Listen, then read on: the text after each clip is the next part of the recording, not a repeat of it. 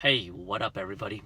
It is Saturday morning, little after 8 o'clock in the morning, and I am surprisingly fairly awake. And I wanted to give people out there who are interested a little life update. It's been a little over 2 weeks since I've become a first time father, and my wife a first time mother. And I wanted to I don't really have a set format right now, just a lot of things that's what's been going on and just talk about some of the challenges and what is to come. So, let's see. First and foremost, my daughter is doing well. She is eating a lot. We have a pediatrician appointment this coming Monday, a couple of days after she was born. It's pretty standard protocol to visit the pediatrician. So, this coming Monday will be the second appointment. And during the first appointment, she had already put on about 6 ounces. According to Google, or what I've researched, 6 ounces per week when they're an infant, a newborn, is pretty common. I think she's putting on more, but I'll see what the doctor says about that. She's been eating and it kind of varies. They recommend every 2 to 3 hours. We don't go past 4 hours. It's pretty rare that happens, but if she happens to sleep past 4 hours, I will wake her up on purpose and have her fed, because sleeping throughout the night is great, but when they're really young, you don't want to let them sleep too much because they can be underfed. But this is something I'm going to talk to with the pediatrician, if we can extend past 4 hours, because I think she's eating pretty well. Overall, she is she can get fussy at times, of course, but she is pretty straightforward.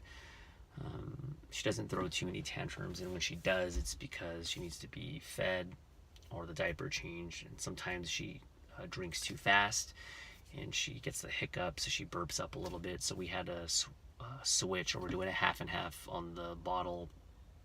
One bottle, it's a slow flow. Sorry, I don't know all the terminology because my wife buys all the stuff out at Target and has it delivered. We have a slower flow nipple when they suck on the bottle, and then there's a more even a slower one. So we do like half portion, so she doesn't go too fast, because when she gets hungry, she just overdoes it. She gets too excited and then just spews everywhere. Speaking of just the mess, I've actually was kind of dreading the whole changing the diapers and this and that, but it's not as bad as I thought. She does go quite often, a lot of wet diapers, a lot of dirty diapers, and my wife and I learned on the job and become pretty efficient at it. I could do everything solo. Which, if she has a blowout, I could do a outfit change. I had to do one this morning, but I will say it is not easy, and I wasn't expecting it to be easy.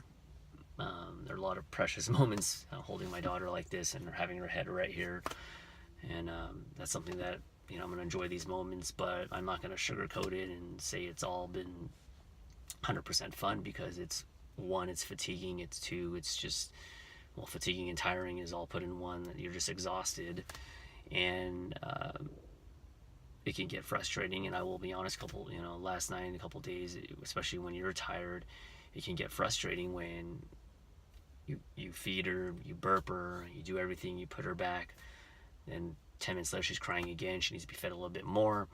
Then you gotta change another diaper, and it just goes in. It feels like it's going in a cycle, and it's just repeating over and over. And but it's all worth it. Try to give all the support and love for my daughter and for my wife. And speaking of my wife, she's been going through some challenges, and one challenge that she didn't think about, but it is common, is she got a really hard lump, the top portion of her breast, and it's not mastitis, it's not inflammation of the breast, thank goodness, and we don't want it to get to that point, because that could be very severe.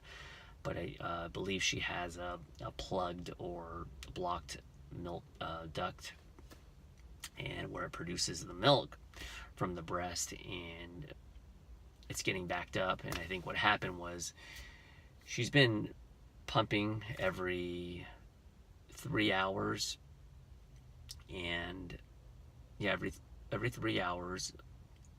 But then she wanted to increase it, So she went from 15 minutes every 3 hours to 30 minutes, and she actually contacted a nonprofit and organization that we spoke to during one of the classes we took in March, and we spoke to a lactation consultant, and they said that they believe that going from 15 minutes to 30 minutes right off the bat, it caused for her milk supply to basically, I don't know about double, but it increased. And while it increased, she still was only pumping every 3 hours. And a lot of people pump every 2 hours and during the nighttime. So she was only pumping, not only, but in terms of just the context of what I'm talking about, her schedule was 3 hours.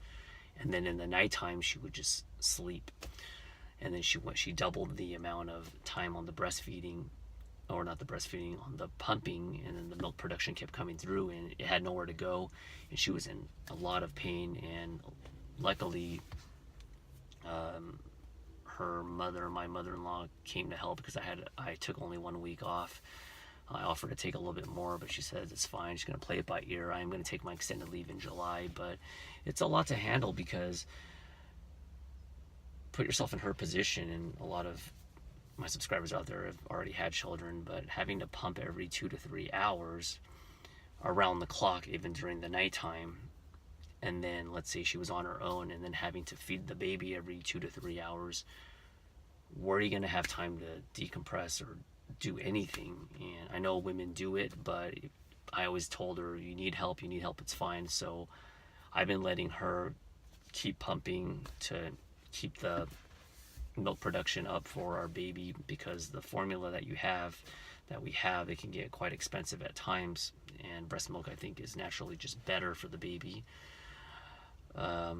So I've been letting her focus on that, while I go to work. I come home a little after 4 o'clock, and then from there I just take over all of the diaper changes, the feedings, and even in the nighttime. And in the nighttime I've been doing that too, and then going to work by 7:15 in the morning. So a couple of those days were a little rough, but with this whole experience, I notice I have these surges of energy. It kind of just goes in a roller coaster. I don't think I'm ever going to be at the peak of energy. I'm always just kind of like this.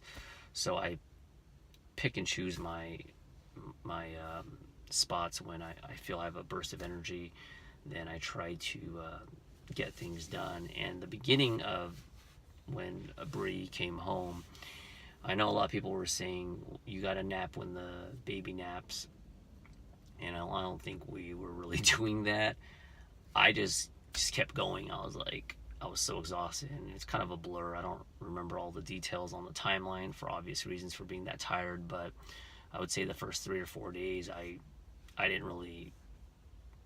maybe dozed off a little bit, but I just went nonstop, and I just went until my body tapped out. And my body did tap out, and I took a couple of good naps of rest, and I got a recharge.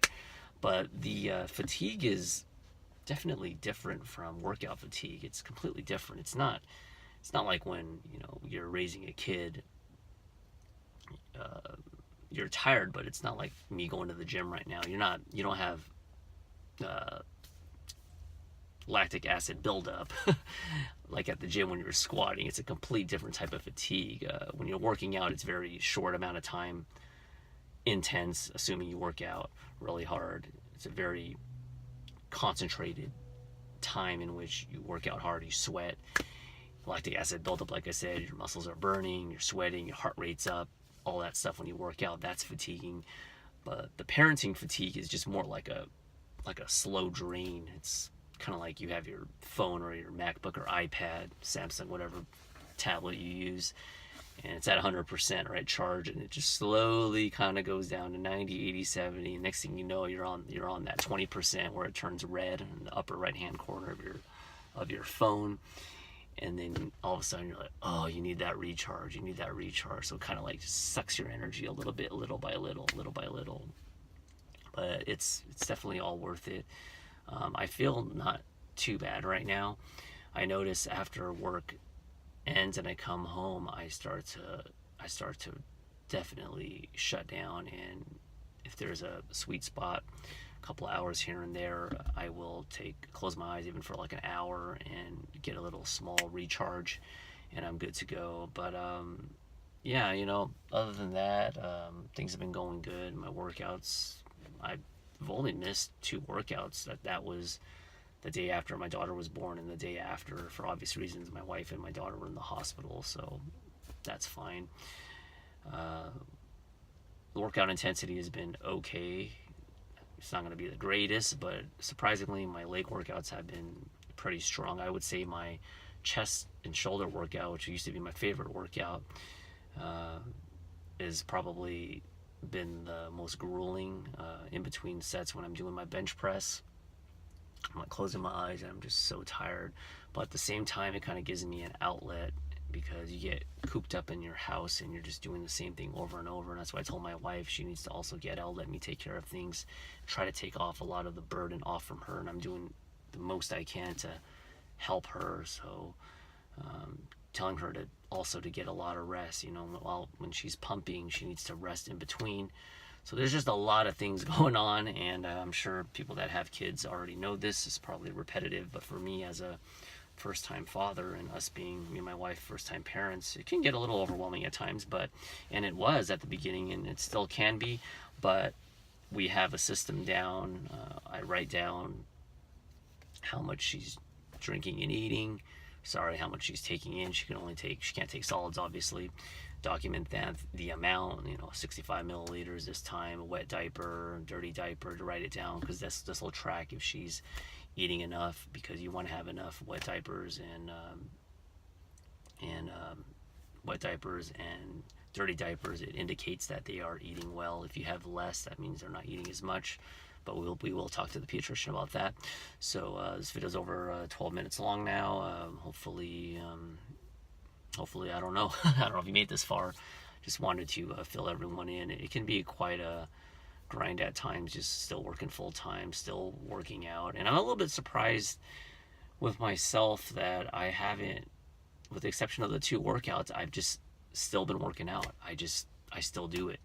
And my wife's I told her, I said, is it cool if I just go from 6 a.m. to 8? I'll be back at 8, which is right now. And she's like, yeah, no problem, and I'll just do it quickly and then come back and help her again. But having that balance is key, and it can be challenging. So I am looking forward to just what's in store, seeing her grow up. And still very early, but I'm going to try to enjoy every moment, and it's going to be an exciting time for our family and my daughter. Thank you so much if you made it this far in the video, and I'm not sure if I'll be updating all the time, but we shall see.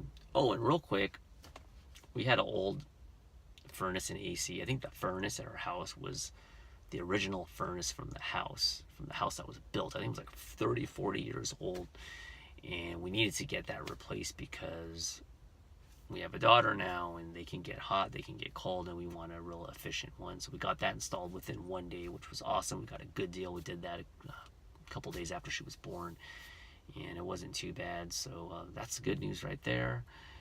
That's it. I will talk to you later. More content coming. Bye.